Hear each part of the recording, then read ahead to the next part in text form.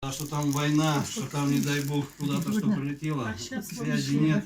Я видел все это по Оксане Юрьевне, конечно, тут сложно держать какие-то эмоции, поэтому, когда Оксана Юрьевна обратилась, конечно, сразу же вышли на волонтеров, которые у вас работали.